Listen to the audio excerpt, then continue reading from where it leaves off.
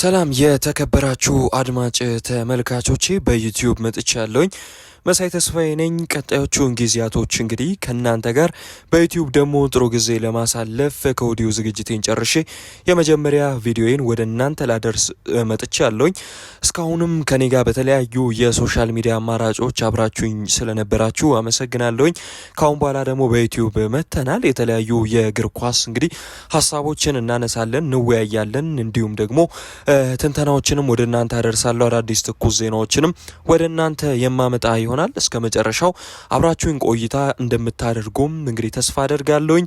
ለወዳጅ ለዘመዶቻችሁ ይህንን እንግዲህ የዩቲዩብ አካውንት ሼር ማድረግ እንዳይረሳ፣ ሰብስክራይብም እያደረጋችሁ ከኔ ጋር ጥሩ ጊዜ እንድታሳልፉ እየተመኘውኝ ዛሬ በአርሰናል ጉዳይ መጥቻለሁኝ። ከዝውውር ጉዳይ ጋር በተገናኘ አርሰናሎች በክረምቱ የዝውውር መስኮት ቀዳሚ እንግዲህ ኢላማቸውን አውቀናል ማለት ይቻላል። ከዛ ጋር በተያያዘ ወደ እናንተ መረጃ አደርሳለሁ። አብራችሁን ቆዩ። ሼር ሰብስክራይብ ማድረግ እንዳይረሳ፣ ቪዲዮን ላይክ በማድረግ ጀምሩ። ዛሬ የበለጠ ስለ አርሰናል የክረምቱ የዝውውር መስኮት እቅዶች እያነሳን አብረን ጥሩ ቆይታም የምናደርግ ይሆናል። በመጀመሪያ እንግዲህ በዘንድሮ የዝውውር መስኮት የአርሰናል እቅድ ምንድነው የሚለውን ነው መመልከት ያለብን።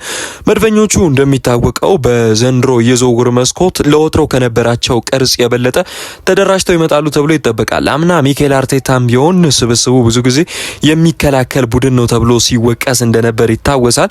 ለአይን ማራኪ የሆነውን የአርሰናልን ባህልም እየገደለ ነው የሚሉ አንዳንዶች አስተያየታቸውን ሲሰጡ ተመልክተን ነበር። ዘንድሮ ግን ይህንን ለመቅረፍ በሚመስል መልኩ በዝውውር ገበያው እየተመለከታቸው ያሉ ተጫዋቾች ሞር ኦፌንሲቭ ካራክተር ያላቸውና ከወገብ በላይ ያሉ ቦታን የሚያጠናክር አይነት የዝውውር እቅድ ያለው ይመስላል። ሚኬል አርቴታ ከአንድሪያ ቤርታ ጋር በመሆን ያው የበለጠ አንድሪያ ቤርታ አምና ከአትሌቲኮ ማድሪድ እንግዲህ አርሰናልን ቢቀላቀልም ዘንድሮ የበለጠ የሚታይበት ጊዜ ይመስላል። ብዙ እቅዶቹ በግልጽ ይታያሉ። አምና የመጀመሪያ የዝውውር መስኮቱን ነበር ያሳለፈው።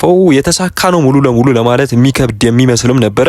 ምክንያቱም የመጡት ተጫዋቾች በተለይ ደግሞ የማጥቃት ባህሪ ያላቸው ተጫዋቾች የወጣባቸው ሂሳብ በተለይ እንደ ኖኒ ማድዌኬ የመሳሰሉ ተጫዋቾች ለባካፕነት የወጣባቸው ሂሳብ በዛ ላይ ከቼልሲ መሆኑ ዘንድሮም ደግሞ የተለየ አመርቂ እንቅስቃሴን ተጫዋቹ አለማሳየቱ ብዙ ጥያቄን ሲያስነሳበት የነበረ እንደሆነ ይታወሳል።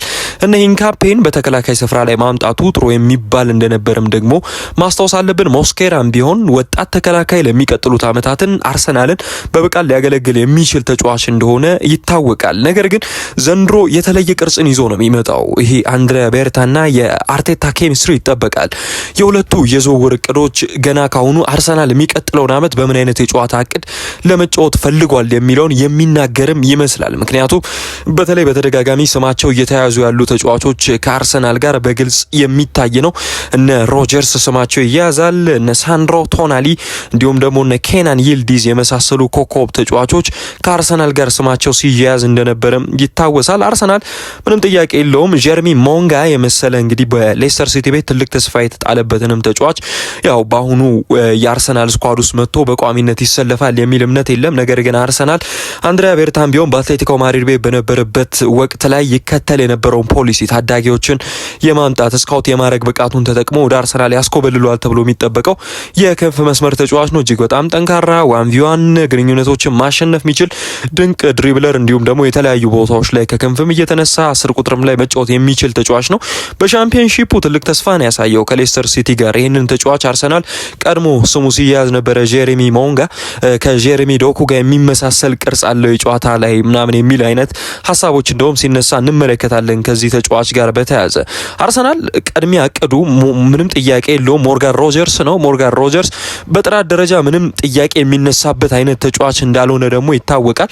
ይህ ተጫዋች በዘንድሮ የውድድር ዓመት ምናልባትም ለኡናይ ኤምሬው አስቶን ቪላ የአውሮፓ ሊግ የማሸነፍ ጉዞ ትልቁ ሚና ከሚወጡ ተጫዋቾች መካከል አንዱ እንደሆነ ይታወቃል። አርሰናልም ያለበትን ችግር የሚቀርፍ ነው። ምክንያቱም በዘንድሮ የውድድር ዓመት ብቻ 12 ግብ የሆኑ ኳሶችን ለቡድን አጋሮቹ አመቻችቶ አቀብሏል። አርሰናል ላለፉት ዓመታት ያው ቀድሞውንም ሜስት ኦዚል ከወጣ በኋላ ይህ ቦታ ጥያቄ ይነሳበታል። የ10 ቁጥር ቦታ ማርቲን ኦዴጋርድ ነበር የመጣው። ኦዴጋርድም ድንቅ ፐርፎርማንሱን ባለፉት ዓመታት ማሳየት ችሏል። ነገር ግን ኦዴጋርድ ከአቋም መውረድ ጋር ተያይዞም እንዲሁም ደግሞ ጉዳቶች ተደራርበውበት ራሱን በሚገባ በአርሰናል ቤት አሁን ላይ ያሳየ ነው ወይ የሚለው ጥያቄ ውስጥ የሚገባ ነው። ለዚህ ነው አርሰናሎች አሁን ላይ ፊታቸውን ዓለም ላይ አሉ ከሚባሉ በተለይ ደግሞ በእንግሊዝ ፕሪሚየር ሊግ ጥራት አላቸው ከሚባሉ ተጫዋቾች መካከል አንዱ የሆነውን ሞርጋን ሮጀርስ ላይ ሊያደርጉ የቻሉት። ያው ይሄ ድርድር ቀላል እንደማይሆን ግልጽ ነው። ምክንያቱም ለኡናይ ኤምሬም ቢሆን ይሄ ተጫዋች ምን ያህል ጠቃሚ እንደሆነ ባለፈው የውድድር ዓመት የተመለከትን ይመስለኛል። 14 ጎሎችን አስቆጥሯል። ቀላል የሚባል አይደለም።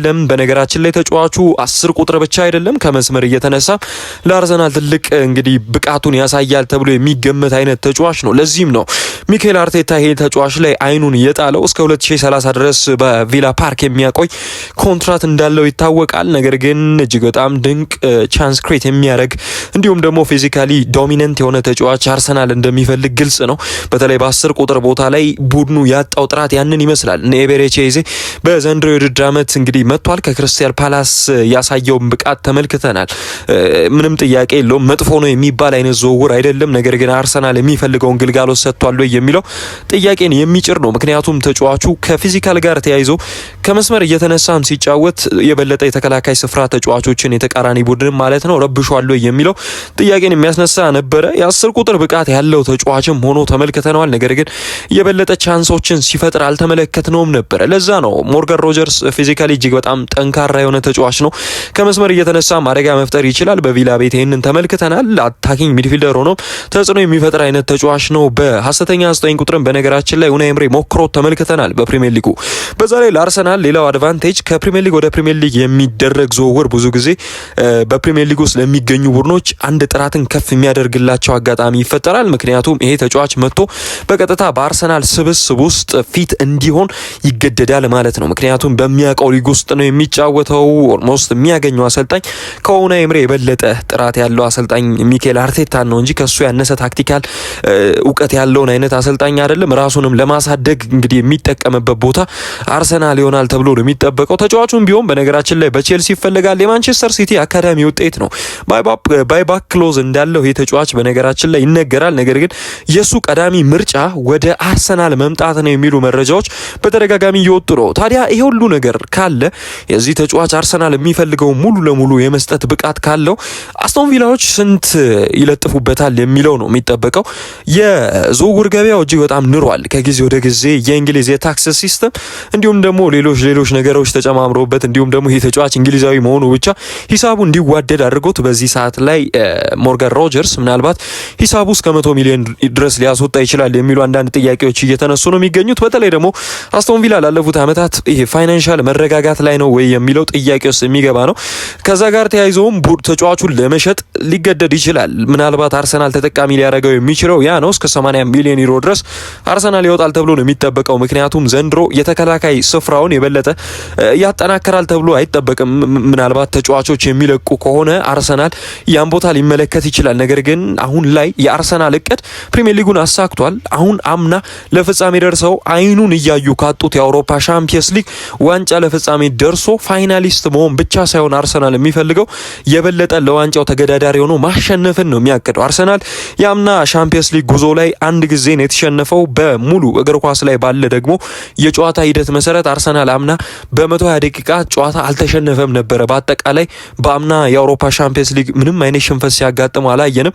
ያንን ለማጠናከር የበለጠ የሚፈልገው ኦፌንሲቭ ተጫዋቾችን ነው። ያ የማጥቃት ባህሪ ያላቸው የበለጠ ጎሎችን ለማስቆጠር ደመነፍሳቸው ከፍተኛ የሆነ ተጫዋቾችን ይፈልጋል።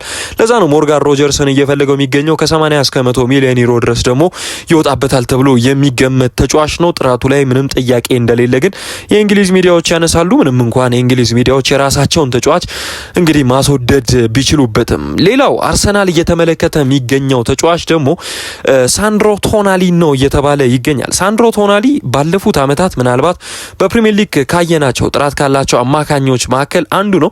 በነገራችን ላይ ፈላጊዎቹ ብዙ ነው። የተጫዋች በጣሊያን ሴሪ ቀደም ተብሎ ሲፈለግ ነበር። ነገር ግን ምናልባት እንግሊዝ ውስጥ ያለ የበለጠ የተጫዋቹ ላይ እያደረ ያለ ፍላጎት በተለያዩ ቡድኖች ምናልባት ምናልባትም ኒውካስትልን ከለቀቀ እንዲሄድ የሚያደርገው በዛው በእንግሊዝ ቡድን ውስጥ ነው የሚሉ እቅዶች አሉ።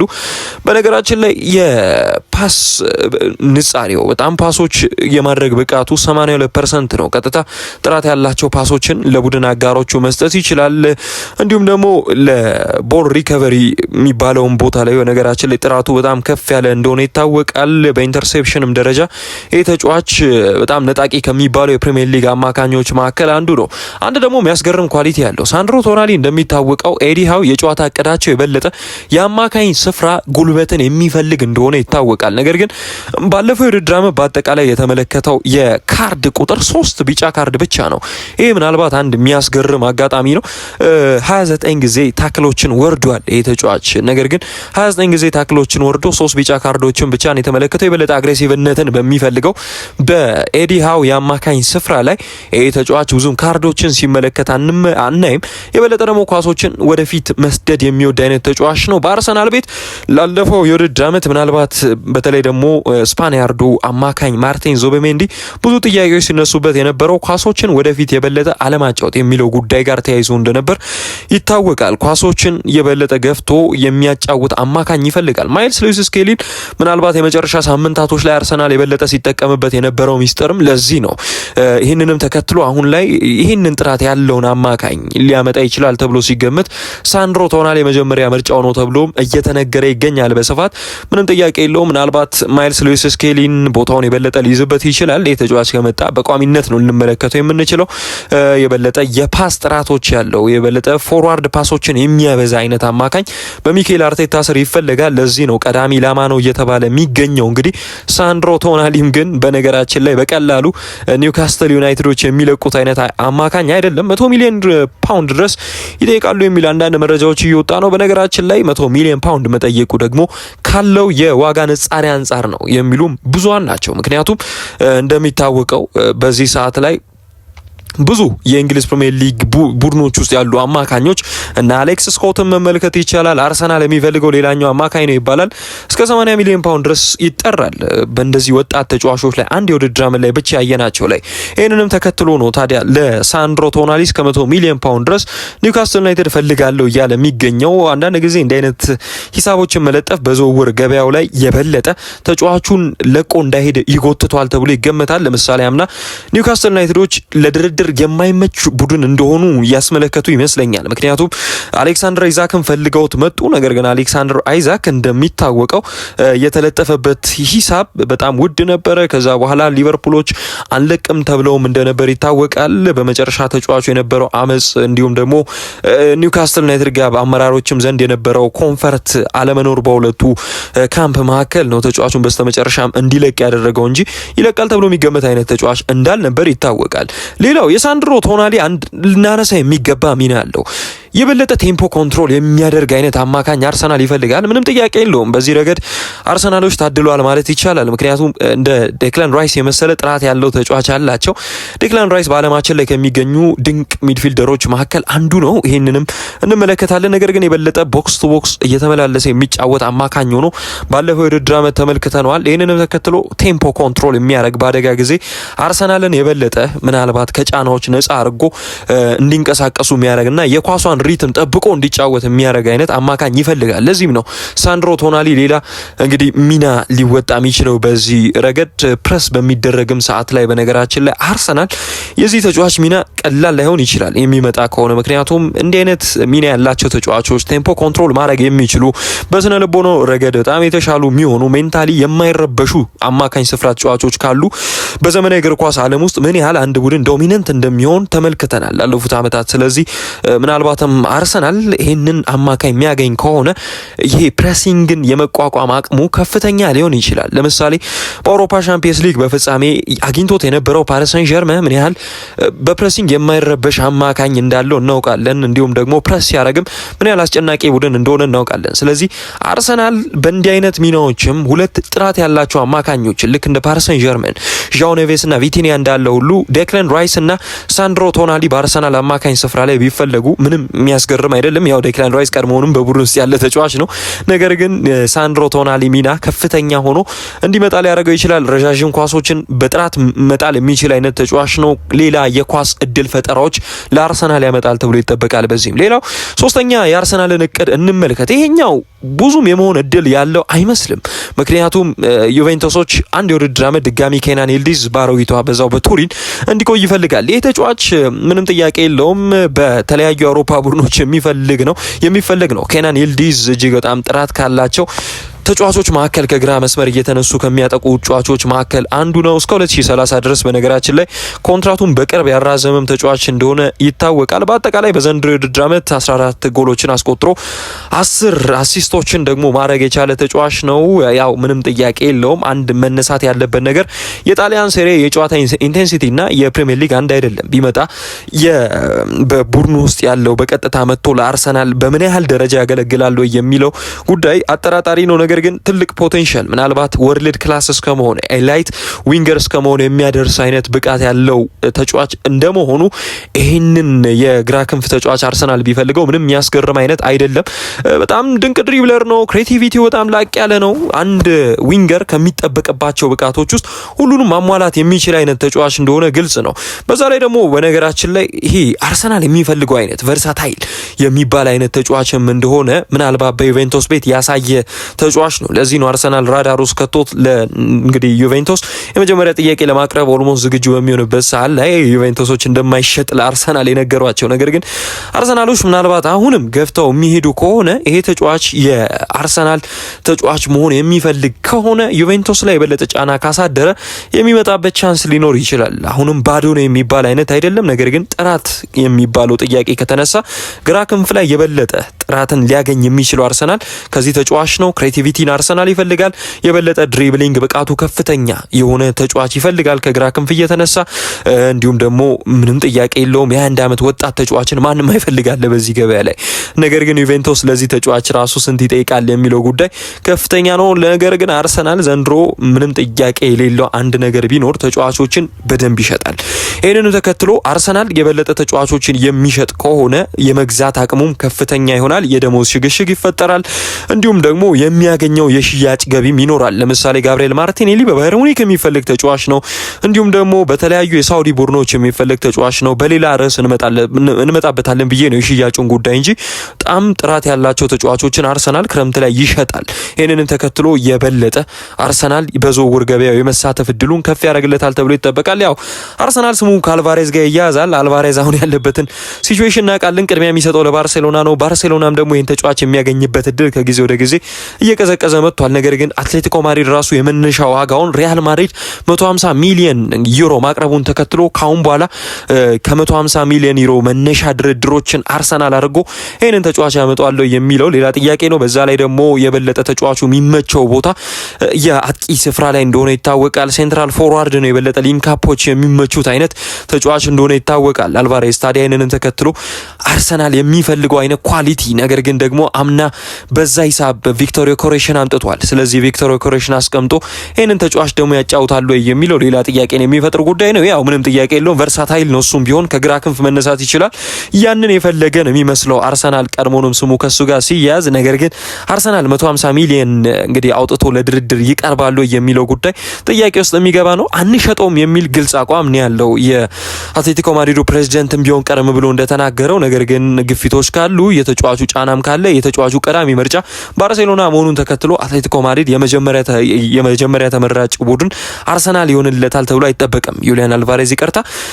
ከዛ ጋር ተያይዞ የአልቫሬዝ ትንሽ የመሆን እድሉ ዝቅተኛ እየሆነ የመጣ ይመስላል። አርሰናል እንዲህ አይነት ሂሳብ ያወጣሉ የሚለው ጥያቄ ውስጥ የሚገባ ነው። አርሰናል አምና በትልቅ ሂሳብ ያስፈረመው ድንቅ አጥቂ በ14 ጎሎች በፕሪሚየር ሊጉ ማስቆጠር የቻለ አጥቂ ስላለው የበለጠ ክሬቲቪቲውን አዳብሮ ለዚህ ተጫዋች ምገባ ያደርግለታል ተብሎ ነው የሚጠበቀው። ምገባው ደግሞ የፈጠራ ነው። ምክንያቱም ኦዴጋርድ ብቃቱ ላይ አይደለም። ሳካ በክንፍ መስመር እንደድሮ ፈጠራን የሚያብነሸንሽ አይነት ተጫዋች እንዳልሆነ አይተናል። በግራ ክንፍ የሚነሳ ሁነኛ ተጫዋች እንደሌለው አርሰናል አይተናል። የበለጠ እንደዚህ አይነት ክፍተቶችን ሞልቶ አርሰናል ይመጣል የሚል እቅድ ነው እንጂ ያለው 9 ቁጥር ቦታን ያን ያህል ያንገበግበዋል የሚል አይነት ግምት የለም። ይህንንም ተከትሎ የዝውውር እቅዶቹ አርሰናል በጥቂቱም ቢሆን እነዚህን ይመስላሉ። ካላፊዮሪ፣ ማርቲኔሊ እንዲሁም ሊያንድሮ ትሮሳርድ፣ ጋብሪኤል ሄሱስ የሚመሳሰሉ ስሞችን ደግሞ በቀጣይ በቀጣይ ክፍል ይዤላችሁ እመጣለሁ። በአርሰናል ሽያጭ ላይ ምናልባት የሚሰሙ ስሞች ሊሆኑ ይችላሉ በሚቀጥሉት ሳምንታት። በተለይ የካላፊዮሪ በግዳጅም ቢሆን ምናልባት ሪያል ማድሪድ አንድ ተጫዋችን ከፈለገ የማስኮብለል ብቃት አለው። አርሰናል ግን አሁን ላይ ሻጭ የሚባል አይነት ቡድን አይደለም እንዳለፉት አመታት። ይሄ መታወስ አለበት። አርሰናልን በቀጥታ ኔጎሽት አድርጎ አንድም ተጫዋች ለመውሰድ ረብጣ ሚሊዮኖችን ምናልባት ሊያስከፍል ይችላል። በዚህ ሰዓት ላይ ወርልድ ክላስ ከሚባሉ ሌፍት ባኮች እንዲሁም ደግሞ ሌፍት ሴንተር ባኮች መካከል አንዱ እንደሆነ ይታወቃል። ካላፊዮሪ የበለጠ ቴክኒካሊ ሚናው በጣም ከፍተኛ ነው። በዚህ ቀደም እንደሚታወቀው ኮዜ ሞሪኒዮ ጋር ሰርቷል። ለዚህ ነው ዳግም ሞሪኒዮም የፈለገው። ይህንንም ተከትሎ እስኪ የሚቀጥሉት ሳምንታቶች ላይ ብዙ ድራማዎች እናያለን ተብሎ ይገመታል። የእናንተ ግምት ምንድን ነው? አርሰናል ማንም ቢያመጣ ደስ ይላችኋል? ደጋፊዎች ኮመንት ሴክሽን ላይ ሀሳባችሁን አጋሩኝ ባካችሁ። በምችሉ መጠን ይህንን ቪዲዮ ላይክ እንዲሁም ደግሞ አካውንቱን ሰብስክራይብ ማድረግ እንዳይረሳ። የመጀመሪያ የዩቲዩብ ስራዬን እንዴት አገኛችሁት? ምን ይጨመር ምን ይቀነስ የሚለውንም ኮመንት ሴክሽን ላይ ጻፉልኝ። ሁሉንም ሀሳባችሁን አክብሬ እቀበላለሁኝ። አብራችሁኝ ሙሉውን ቪዲዮ ስለምጨርሱ አመሰግናለሁ። በሀገር ውስጥ ያላችሁ ደግሞ ካሁን በኋላ መለቀውን ቪዲዮ በቪፒኤን አብርታችሁ ምትችሉ ከሆነ እንድትከታተሉኝ በትህትና ጠይቃለሁ። ከልብ አመሰግናለሁ። መሳይ ነበርኩኝ። በቀጣይ ቪዲዮ እንገናኛለን። ቸር ቆዩልኝ።